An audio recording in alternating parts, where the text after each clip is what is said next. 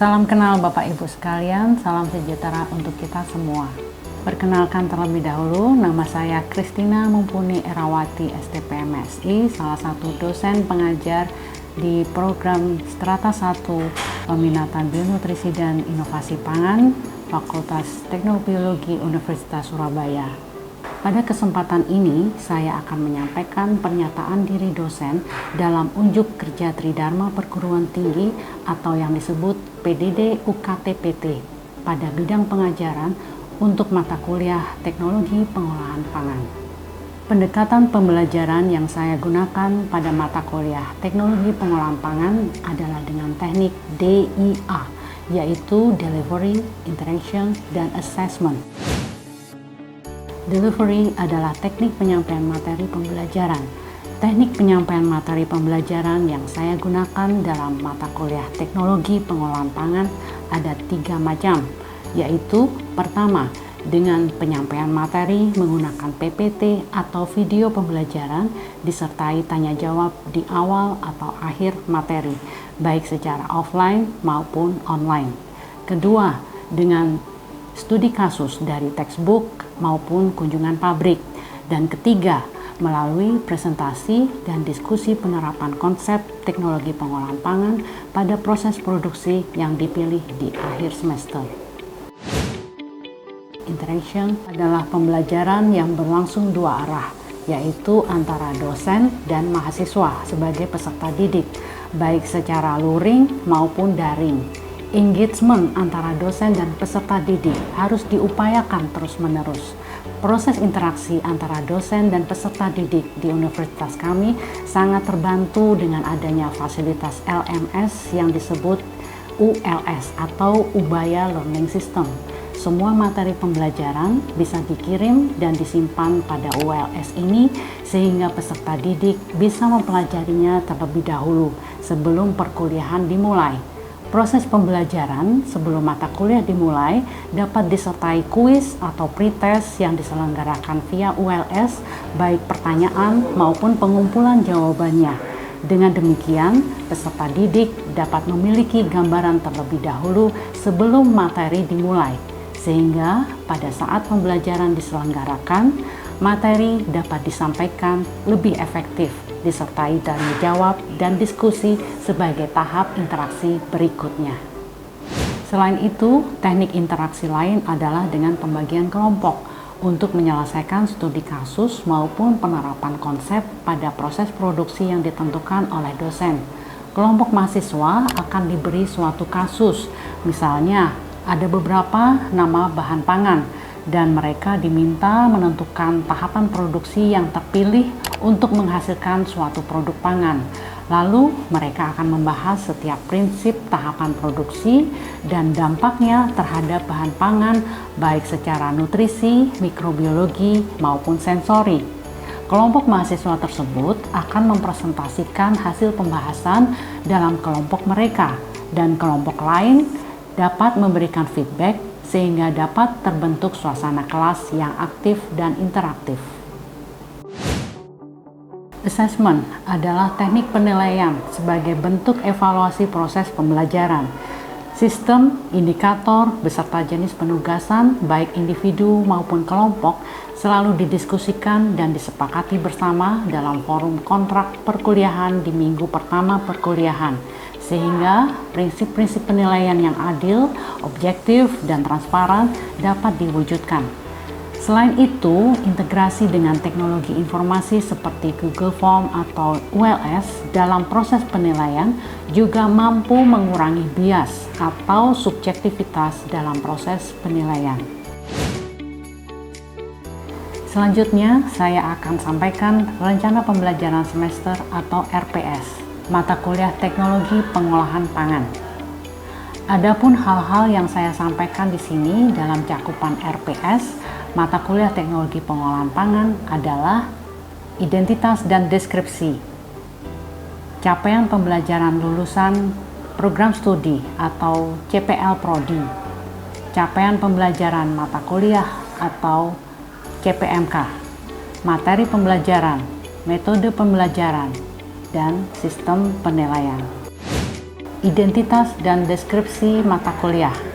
Teknologi pengolahan pangan dengan kode 73A5F5 dengan bobot materi 3 SKS untuk mahasiswa semester 5 diselenggarakan selama 14 kali pertemuan dan 2 pertemuan untuk ujian tengah semester serta ujian akhir semester.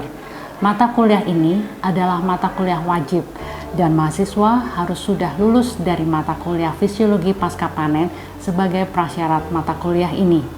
Mata kuliah ini terdiri dari teori dan praktek untuk mendukung mahasiswa dalam memahami konsep dasar teknologi pengolahan pangan serta metode-metode advance yang berkembang di industri pangan, sehingga nantinya mahasiswa mampu menguasai konsep-konsep lanjut, temuan, dan tren perkembangan terkini terkait bioteknologi di bidang pangan sesuai profil lulusan program studi.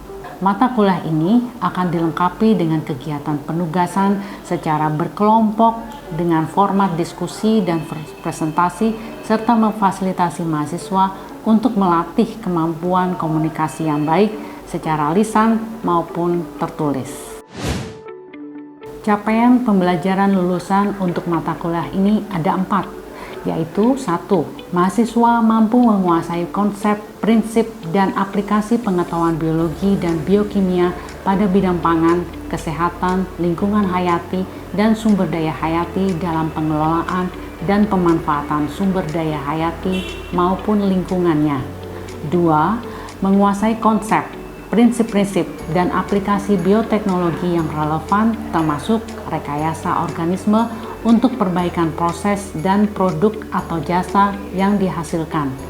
Ketiga, bekerja sama dan memiliki kepekaan sosial serta kepedulian terhadap masyarakat dan lingkungan.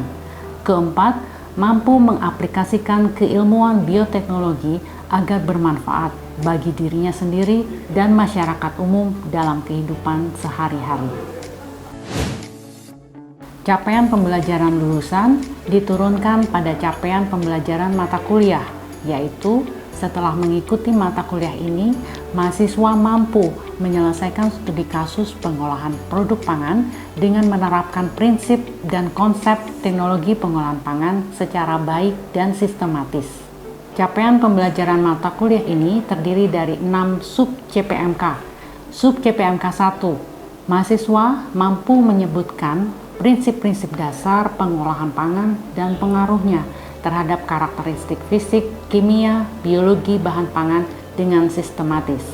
Sub CPMK 2, mahasiswa mampu menjelaskan berbagai teknik pengelolaan pangan pada ambien temperatur berdasarkan prinsip kerja dan pengaruhnya terhadap karakteristik bahan pangan dengan baik dan sistematis.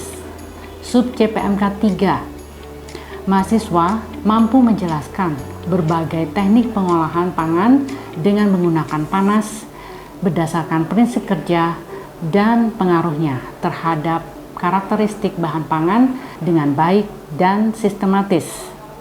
Sub CPMK 4, mahasiswa mampu menjelaskan berbagai teknik pengolahan pangan dengan menghilangkan panas atau pengolahan dengan suhu rendah berdasarkan prinsip kerja dan pengaruhnya terhadap karakteristik bahan pangan secara baik dan sistematis. Sub CPMK 5, mahasiswa mampu menjabarkan berbagai teknik operasi pasca proses pengolahan pangan berdasarkan konsep dan prinsip kerjanya terhadap karakteristik bahan pangan dengan baik dan sistematis. Sub CPMK 6, mahasiswa mampu menerapkan berbagai konsep dan teknik pengolahan pangan berdasarkan prinsip-prinsip dalam suatu proses pembuatan produk pangan dan mendiskusikannya dalam kelompok secara jelas dan sistematis. Materi pembelajaran meliputi 1. Karakteristik pangan dan pengolahan, 2. Pengolahan pangan di suhu ruang atau ambien temperatur, 3. Pengolahan pangan dengan suhu tinggi, 4. Pengolahan pangan dengan suhu rendah, 5. Pengolahan pangan dengan berbagai metode modern, 6. Berbagai teknik operasi pasca proses pengolahan pangan, 7. Proyek dan presentasi. Sistem pembelajaran yang digunakan saat ini adalah tatap muka dan asinkronus. Metode pembelajaran yang digunakan adalah metode discovery learning, studi kasus, dan diskusi kelompok. Sistem penilaian. Penilaian terhadap hasil pembelajaran mahasiswa didasarkan pada tugas individual maupun kelompok, ujian tengah semester, ujian akhir semester, dan presentasi. Penilaian proses pembelajaran meliputi 40% nilai tengah semester dan 60% nilai akhir semester. Nilai tengah semester terdiri dari nilai kuis atau tugas yang dilakukan selama proses pembelajaran sebesar 20% dan nilai ujian tengah semester sebesar 80%. Sementara nilai akhir semester terdiri dari nilai kuis atau tugas selama proses pembelajaran sebesar 20%, evaluasi terhadap hasil kerja dan presentasi sebesar 20%, dan ujian akhir semester sebesar 60%. Teknik penilaian ini disampaikan pada minggu pertama perkuliahan, yaitu pada forum kontrak perkuliahan, sehingga teknik penilaian beserta ketentuan perkuliahan lainnya dapat disepakati bersama antara dosen dan mahasiswa.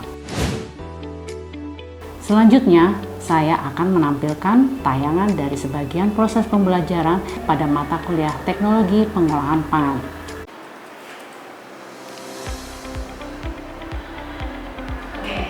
Selamat pagi semuanya. Ya, kita hari ini kita akan pelajari materi teknologi pengolahan pangan. Hari ini kita masuk di materi pengolahan pangan dengan panas. Untuk pengolahan pangan dengan panas ini kita akan masuk di 3 pertemuan ya. Ini pertemuan yang pertama. Nah, sebelum itu apakah kalian masih ingat materi sebelumnya? Sebelum kita masuk di materi pengolahan yang panas, untuk pengolahan pangan kita ada 3 tahapan kan ya. Ada 3 tahapan, masih ingat? Di sini adalah pra-proses, dan di sini proses dan pasca proses. Untuk pra-proses masih ingat apa saja? Ada persiapan, ada pengecilan ukuran, lalu pencampuran ya. Nah, untuk proses ada beberapa tahapan proses dan menghasilkan rasa yang lebih baik ya. Selain rasa juga ada aromanya terbentuk ya, sensorinya terbentuk ya, bagus. Kita lanjutkan untuk materi berikutnya. Ini terkait dengan terminologi, karena kalau kita pelajari setiap proses pengolahan, kita mesti tahu secara prinsip bagaimana proses itu berjalan. Nah, untuk pengolahan dengan panas ada beberapa terminologi yang kalian mesti ketahui terlebih dahulu. Nanti kita akan perdalam lebih lanjut di mata kuliah satuan operasi semester depan. Ya, jadi ada panas spesifik. Panas spesifik adalah jumlah panas yang dibutuhkan untuk menaikkan suhu 1 kilo bahan sebesar 1 derajat Celcius. Produktivitas termal, difusivitas termal. Ini masing-masing kita akan pelajari di satuan operasi, tapi di mata kuliah ini di PPP kita akan singgung sedikit-sedikit nanti di setiap titik pengolahan. Contoh misalnya panas spesifik. Panas spesifik dirumuskan ada C sama dengan Q per M delta T atau delta suhunya. Jadi ada rumus, ada satuan ya. Kalian perhatikan itu. Ini terkait dengan difusivitas termal. Nah, ini mungkin coba saya highlight untuk panas sensibel. Jadi panas sensibel nanti ada panas laten, ya, ada beda sedikit, cukup signifikan antara panas laten dan panas sensibel. Kalau panas sensibel itu proses panasnya itu sampai terasa. Jadi misal kita masak air nih, ya, air dari suhu ruangan, panaskan, ya, sampai panasnya itu terasa oleh sensori kita, oleh kulit, oleh ya, terutama kulit ya, wah udah terasa panas, jadi sensibel. Tapi kalau panas laten itu sampai terjadi perubahan fase. Jadi misalnya tadi masak air, air dari liquid ya berubah jadi gas, gitu kan? Jadi ada perubahan fase, ya. Bisa dipahami ya perbedaannya. Nah, seperti saya sampaikan tadi, untuk kita memahami prinsip setiap teknologi pengolahan pangan, kita mesti tahu prinsip dasar yang mendasari. Untuk pengolahan dengan panas, prinsip dasar adalah perpindahan panas atau kita sebut heat transfer, ya. Nah, heat transfer ini pasti kalian sudah mengenal waktu di sekolah menengah dulu. Ada apa saja? Konveksi pernah dengar ya? Konveksi, konveksi, radiasi. Nah, sekarang kita pelajarinya di sini secara aplikasinya, ya. Jadi konduksi, ayo kita coba refresh sebentar. Konduksi, perpindahan panas. Medianya apa? Jadi di sini terkait dengan media dan arah.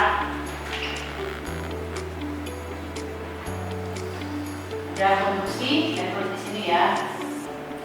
Ada konduksi,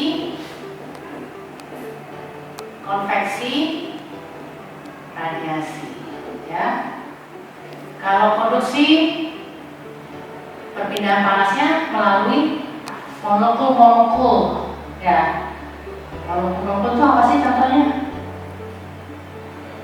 Dari logam, ya, molekul logam, atau biasanya ion, ya, ion.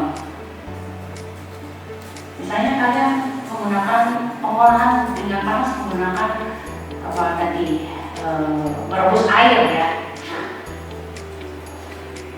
Ini panci contohnya, kemudian ini api. Nah, proses konduksinya, pindah panas secara konduksinya di mana? Di bagian bawah ya, dari api melalui ion-ion apa, aluminium misalnya ya, atau stainless steel, melalui ion-ion stainless steel pindah panas ke air, seperti itu ya. Kalau konveksi, sebelumnya kita pelajari dulu konduksi ya, tadi masih di konduksi. Nah, di dalam konduksi atau dalam pindah panas kita mengenal hukum Fourier, ya. Hukum Fourier untuk proses konduksi berlaku hukum Q sama dengan minus K A delta theta per X. Ya, apa saja di situ parameternya? Q adalah laju perpindahan panas, laju kecepatan, ya. Kecepatan mobil, laju perpindahan panas. Kemudian K itu ada satu konstanta konduktivitas termal. A adalah luas permukaan, delta theta perbedaan suhu. Jadi karena ada pindah panas, ada perbedaan suhu, ya. Kemudian ada ketebalan material. Perhatikan satuannya, ya. Nanti kalau di mata kuliah satuan operasi, kalian selain mengenal rumus juga mengenal besaran-besaran dan satuan-satuannya. Nah, coba kita interpretasi rumus ini, ya. Kalau X-nya, X ketebalan bahan, kalau X-nya tebal, kalau X tebal itu berarti angkanya besar, ya. Angkanya besar, lajunya semakin besar atau semakin kecil? Semakin kecil, ya. Jadi berbanding terbalik, ya. Kalau kita mau interpretasikan suatu rumus, Q dan X-nya berbanding terbalik, berarti kalau X-nya besar, Q-nya kecil. Kalau Q-nya kecil artinya lajunya cepat atau lambat? Lambat. Kalau kita mobil 100 kilo per meter sama 100 kilo per jam sama 40 kilo per jam ya, 100 lebih cepat ya, berarti angka besar menunjukkan cepat. Nah, demikian juga Q semakin kecil makin lama. Contoh lagi dari A misalnya, A atau luas permukaan. Kalau A-nya besar, Q-nya besar atau kecil? Besar, artinya cepat atau lambat? Cepat, pindahannya cepat gitu ya. Jadi itu kita belajar interpretasi dari rumus. Ini juga bisa digunakan. Jadi kan tadi proses ya. Nanti prosesnya di apa? Prosesnya misalnya dengan pengeringan ya, dengan panas pengeringan. Maka bagaimana pengeringan itu bisa berjalan efektif? Disiapkan sejak praproses. Dengan praproses kita bisa memperbesar. Kalau mau mempercepat proses pengeringan, mempercepat pindah panasnya, berarti luas permukaan harus bagaimana? Lebih luas, lebih besar, luas permukaannya lebih besar. Kalau contoh kemarin tuh kakak misalnya mengeringkan porang, biar proses pengeringan porang itu cepat, maka porangnya diapakan di proses dikecilkan ukuran dengan cara apa?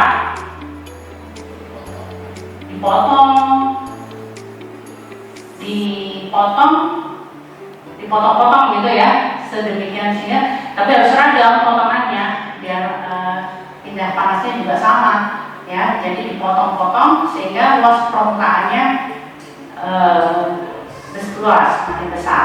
Jadi kalau porang bentuknya seperti ini, misalnya dibikin di jus ya, ditepungkan misalnya, jadi bentuknya bulat-bulat kecil. Nah itu juga bisa memperkecil luas permukaan, memperbesar luas permukaan ya. Bentuknya makin kecil Bu, iya bentuknya makin kecil, tapi luas permukaan butiran bulat ya, bola ya, luas permukaan bola sebagai akumulasi, jadi kan semakin luas ya dibanding bentuk apa nih, persegi panjang kotak ya, luas permukaan kotak, luas permukaan akumulasi dari bola-bola kecil lebih besar daripada luas permukaan kotak. Begitu ya. Sampai di sini ada yang mau ditanyakan? Ya, kita lanjutkan dulu dengan konveksi. Nah ini contoh-contohnya, masih dikonstruksi ya. Contohnya dengan panas yang sama ya. Ini contohnya lilin ini ya, lilin dengan api, tapi lilin super mungkin ya, 300 derajat. Ya, yang jelas suhunya sama ya, tapi tebal tipisnya beda. Kira-kira lebih cepat mana? Oke, kita masuk di pengaruh pengolahan pangan dengan panas terhadap mikroorganisme. Ya, kalau panas mengenai mikroorganisme seperti apa? Mikroorganismenya akan terjadi kerusakan ya. Pertama dilihat dulu suhunya berapa ya, suhu mikroorganismenya juga cukup sensitif dengan suhu tidak gitu kan. Tapi pada umumnya untuk bakteri-bakteri yang menyebabkan kerusakan pangan itu sedikitnya terhadap di selnya juga akan terjadi kerusakan, kemudian akan membunuh. Jadi di pengaruh pengolahan pangan dengan panas terhadap mikroorganisme itu ada nilai D di sini ya, nilai D dan nilai Z. Nah, pengaruh pengolahan pangan dengan panas terhadap nutrisi ya. Bagaimana kira-kira? Nutrisi itu apa saja? Ada vitamin, mineral, protein, karbohidrat.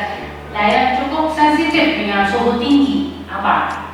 Vitamin ya, terutama vitamin dan beberapa pigmen pembawa warna ya. Jadi akan cukup sensitif dengan adanya suhu tinggi. Oke, jadi itu tadi kita mempelajari teknologi pengolahan dengan cara benching. Sampai di sini ada yang mau ditanyakan? Ya.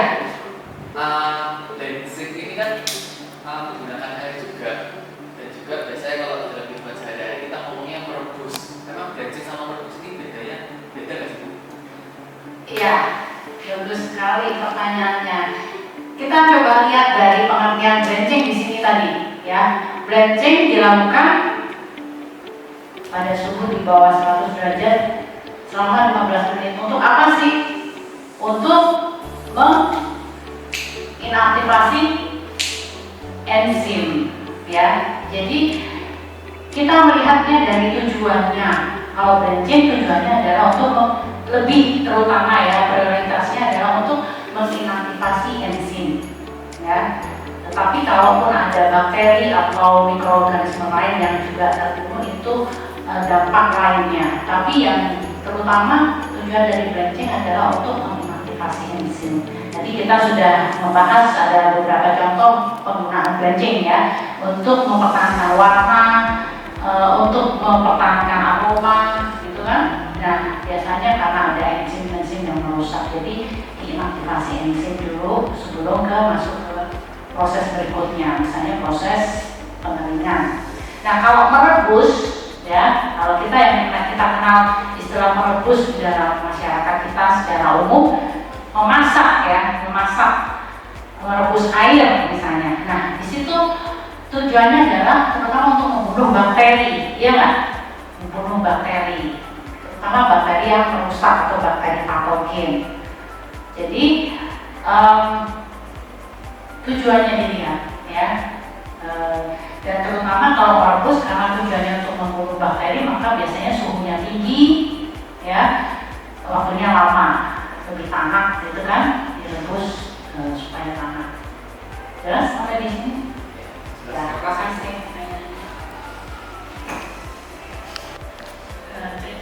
Oke, setelah kita pelajari masing-masing teknologi pengolahan dengan menggunakan panas, ya. Jadi kita sudah pelajari tentang branching, pasteurisasi, sterilisasi, evaporasi, ekstruksi, ya. Sekarang tugas kalian nanti seperti yang kalian sudah bikin kelompoknya masing-masing, coba masing-masing kelompok mengevaluasi setiap teknologi pengolahan pangan ini, cari kelemahannya atau kelebihannya dibandingkan dengan menggunakan proses yang lain. Oke, jadi nanti akan kita gunakan saat kita memilih proses pengolahan apa yang baik untuk bahan pangan yang akan kita buat ataupun produk pangan yang akan kita buat. Oke, silakan untuk masing-masing ke kelompoknya masing-masing untuk bisa berdiskusi.